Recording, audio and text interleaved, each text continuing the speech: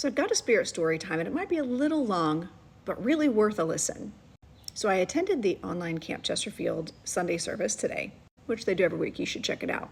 And I was lucky enough to receive a message from Spirit. I received my message from Reverend Miriam, but before I share that, I want to kind of back up and give you a little bit of backstory, because it'll all make sense, I promise. At the beginning of the service, we do a meditation, a guided meditation, and it was all about abundance and prosperity and wealth. But not just that, abundance and prosperity in health, as well as other aspects of our life.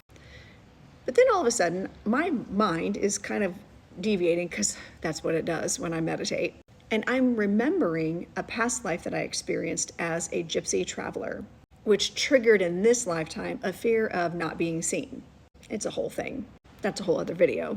And then one of the messages she gave to somebody else was actually about that. So that was kind of cool. And then before they do the message work, we do a prayer to call in our guides, our loved ones, put into our minds who we'd like to connect to. I just, of course, am like, I don't care who comes through. Bring it. I'm open to anybody, except my dad. He's not allowed to come through. But I kept feeling a weird nudge, like my dad wanted to come in. And I said in my mind, listen, if you got a message, that's fine, but I don't really want to hear from you. P.S. You can do that. You can set boundaries as humans. And while I know my dad is in spirit and he's not the person he was here, I can still set those boundaries. We can hash that out when I'm on the other side many years from now. So I got my message from Reverend Miriam. She calls on me, and she says that I've got a goddess, an ascended master that's coming in to work with me, that wants to work with me. And she said, I think it's Lakshmi, a Hindu goddess maybe. She goes, I don't know much about that, but I feel like she's coming in for you. And she's coming in with all this golden light. And she's going to be working with me in other dimensions and elevating. She's like, it's like I see on an elevator going up to the 10th floor and observing from a whole different perspective and somehow incorporating this into my work. But ultimately, she's here to help me with this new level of enlightenment. Now, let me give you a little bit of backstory. My dad died in an elevator accident, and his birthday is 10/10. And Reverend Miriam doesn't know this, but I actually do multidimensional healing work in other dimensions. So I work in other dimensions. And since I'm not familiar with Lakshmi, of course I had to Google her, like immediately. And she's the goddess of prosperity. Because I always tell my dad, listen, you could come in, but just bring me the wealth. Make up for all that time that you totally ditched us. And the Google machine says that Lakshmi shows us how to transcend material wealth for spiritual progress.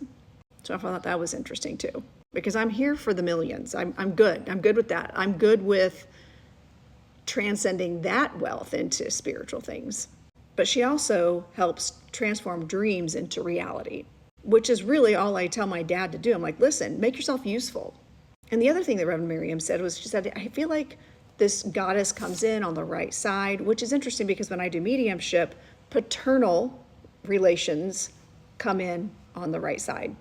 When my dad first passed, he came through immediately with another goddess, Kuan Yin, goddess of compassion and mercy.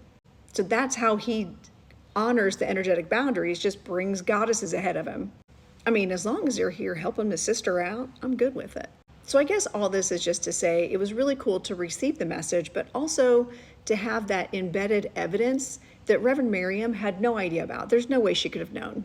And the evidence was just in weird passing words. It wasn't even like, oh, I see an elevator, I see the number 10. She was just saying it as casual conversation.